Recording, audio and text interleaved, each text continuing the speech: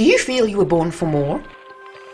Get ready to uncover your God-given purpose so you can impact the world with your gifts, your talents, and your story. Welcome to the Purpose Power Summit. I'm your host, Mimika Cooney. Today we're talking about a concept that if you've been thinking about how your life can mean something in a grander scale, we're going to break it down for you today, especially if you feel like you were born for influence. Shaun Tabatt is the host and producer of the Shaun Tabatt Show. His first loves are his faith, family, books, coffee, and running. By day, he works for Nori Media Group as an acquisitions and marketing publishing executive. And Shaun and his wife are proud parents to 10 amazing children. So welcome, Shaun. So glad to have you here today. Oh, it's definitely my pleasure. It's an honor to spend time with you and share with the people watching us right now. Well, you and I were saying before we started recording that like we've kind of known each other from afar, and it's the first time we've actually put a name to a face. And so this is going to be fun because I know you and I sort of, fly in the same circles around the same people and kind of in the same context, because both you and I are into books and into marketing and into story and into faith, which is fabulous. And all those put together make an excellent brew. So let's dive into this concept because you have got some great tips you want to offer, especially about in terms of if you've got an idea of whether it's for a book or a business or a ministry or something that God is tugging on your heart. What are those key concepts you feel that shift we need to make in order to step into that?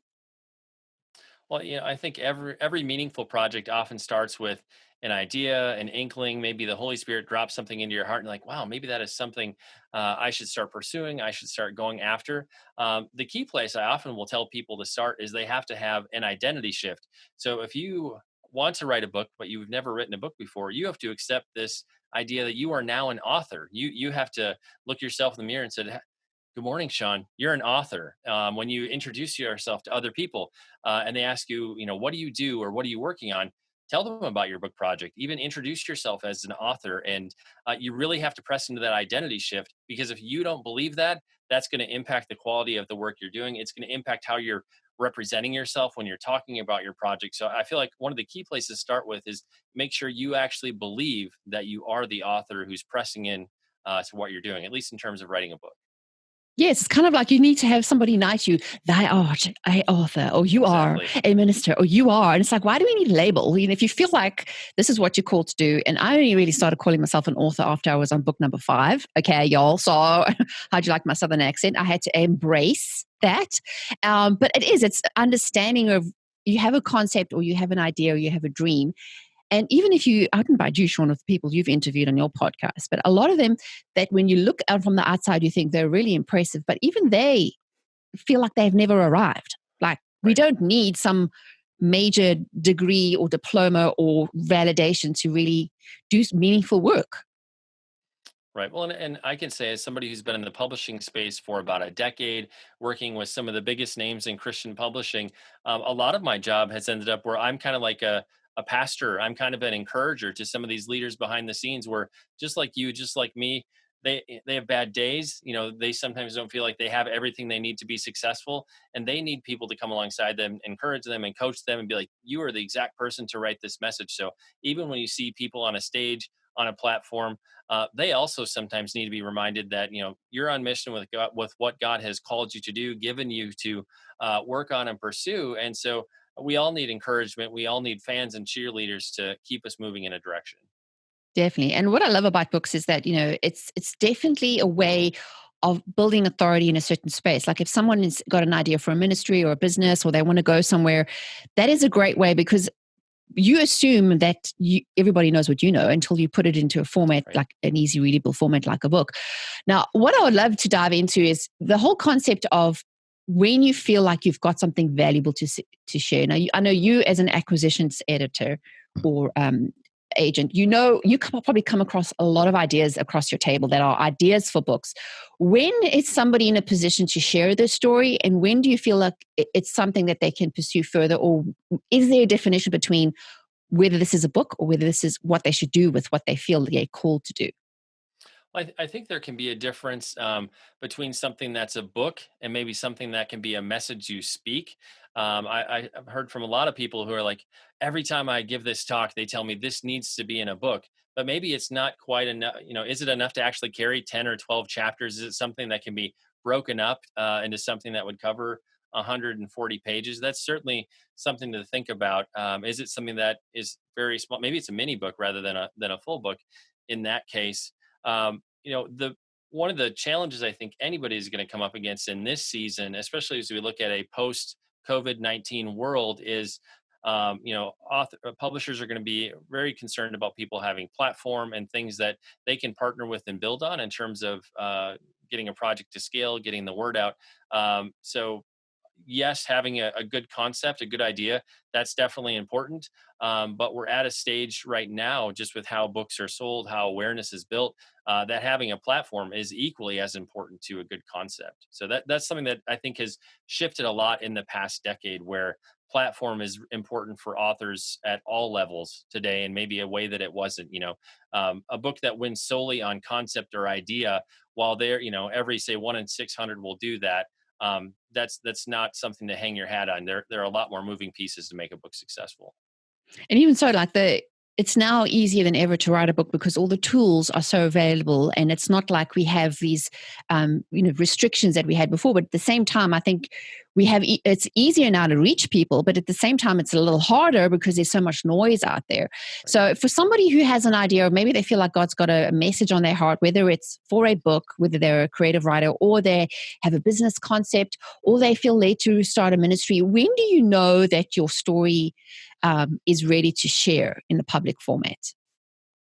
I would say one thing I often encourage people to press into is to know what's your life purpose, what's your life mission, whether it's starting a business or stepping out to write a book.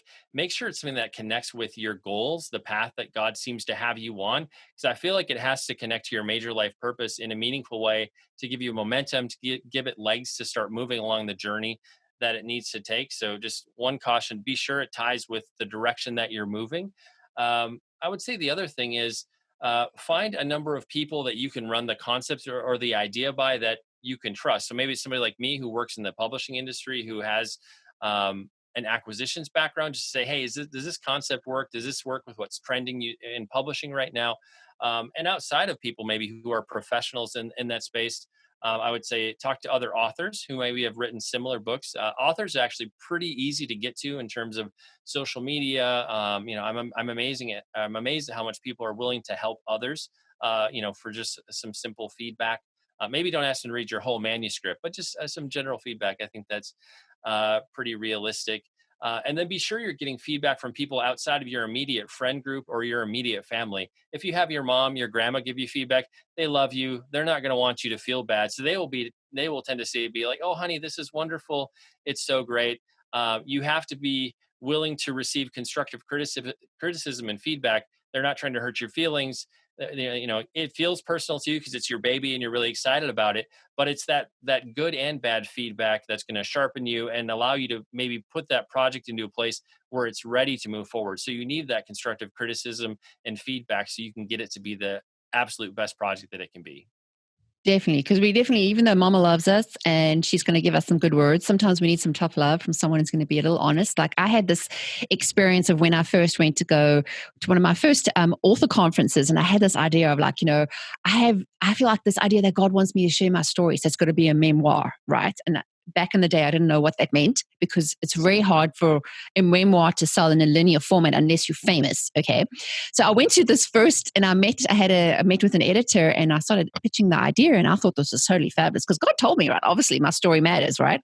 So then she says to me, memoirs don't sell. And I was like, oh, stabbed to the heart. How dare she, But I realized I had to get over myself and not be so precious and hear what she was saying, that your story still matters, but it's how you position and package it. Like, how are you making it about the reader or the person who's listening to your talk? And I think that's where, with the grand shift we have in the world, is we have to realize that we have to come together, and what we provide can't just be about us. It's got to be about the people we're helping. And when we make that mindset shift, everything changes and it doesn't become like decisions you make for, oh, I want to be a best-selling author just because.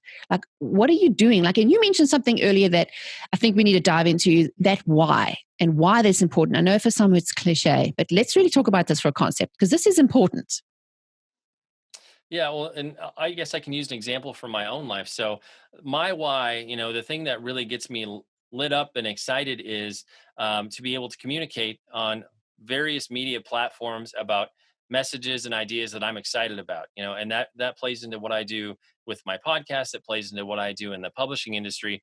So, for me, if that's what I can do all day long, that's my best day ever. And so, really, I just to come to that, I sat down and spent some time going, okay, what are the things I'm crazy passionate about? What are the things that I'm really good at? Like, what are the skills, the things that God really built into me? And if I were to just narrow it down to like the absolute best things in each of those categories and bring them together into one thing, that's exactly what I described. And so, really trying to take a look at where your passion and talent marries together, that's the thing you should go after. And if that can power your why, then you can figure out all the other things that plug into that why, and that'll give you the energy to keep moving forward. Because starting a business or writing a book or having a speaking career, like I always say to people, can you talk about this for the next 5 years? Because you're going to Right. be talking and talking and talking and sharing and sharing. Is this a concept you want to be connected to? And does that make sense? Because even though it sounds like a good idea, and I'm sure you could agree with this, Shaun, how many times we hear these great ideas and so Susie Q's doing it, so I think I should do it too. But it doesn't necessarily isn't right for me.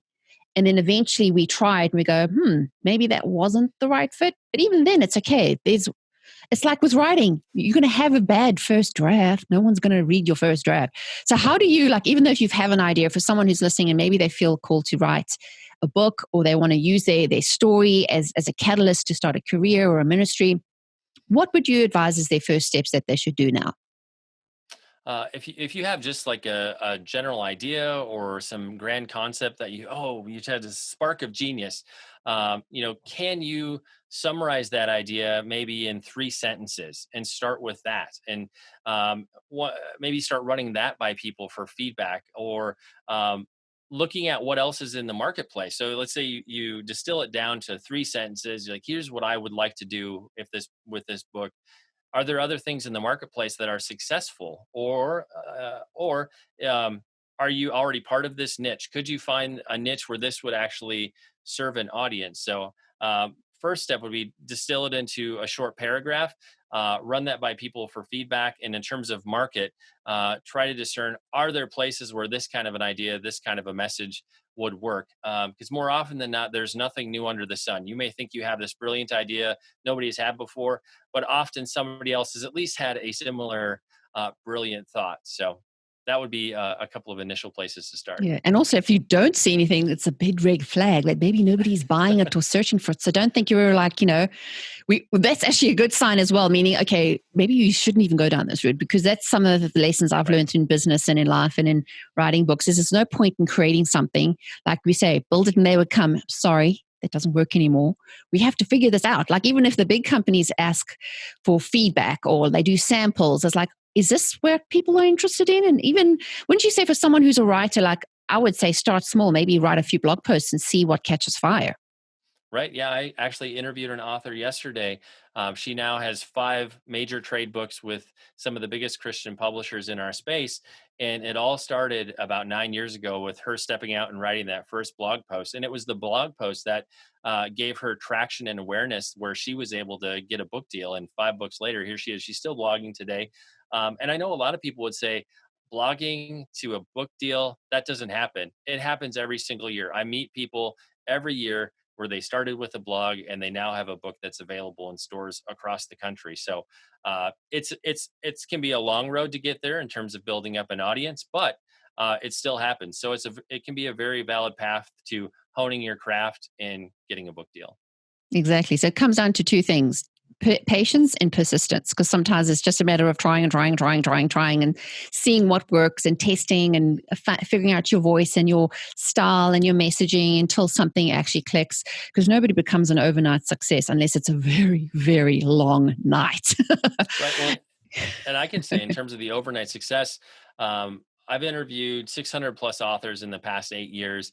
And for the people that, it seems like they blew up overnight, on average, it was between an 8 and 15 year journey before they hit that Mm, point of their overnight success. So exactly. you do have to be willing to put in the time. It just takes time and investment. Yeah, building brick by brick, little every podcast interview, every blog post, you're just getting closer and closer. So that's at least an encouragement. So I got to say thank you so much for that. If you've listening today and you really enjoyed what Shaun had to say, make sure to share it because I'm sure you know somebody who would love to hear what he has to say today. So tell our audience, what's the best place to find you online and how can they connect with you? Yeah, if you want to be really general, search for my name in Google, Shaun Tabatt. You'll see all the places I'm on social media and my website. But in terms of seeing the major content pieces I produce, head on over to shauntabatt.com. That's my website. I've got 350 some episodes of the podcast there. Tag me, DM me, hit me up on social media. I'm fairly accessible and like to meet people in the publishing space, the podcasting space, the entrepreneurial space, and just have conversations about books and ideas. So look me up. I'd be glad to interact with you. Yep, that'll be great. And if you find him, make sure to let him know that you saw him on the summit because we love to connect our audience with our guests, with our viewers. So we know that everybody's getting value out of the content. So I really appreciate that. And if you want more freebie resources that are only available to those on the summit, go to mimikacooney.com and click on the summit tab. We have some great goodies because our speakers are giving away freebies and additional resources that you can get access to there. So make sure to do that. So I would say thanks so much, Shaun, for sharing your great words of wisdom and insight. Great encouragement for those who know they are destined to share a story or a concept. We look forward to our testimonials in the future, right? Amen. Amen. Thank you. It's been a pleasure sharing with the audience. Well, thanks, everyone. Take care. Bye.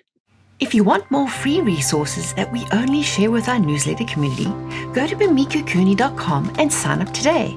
We have great resources like ebooks, inspirational screensavers, printables, and exclusive access to our community.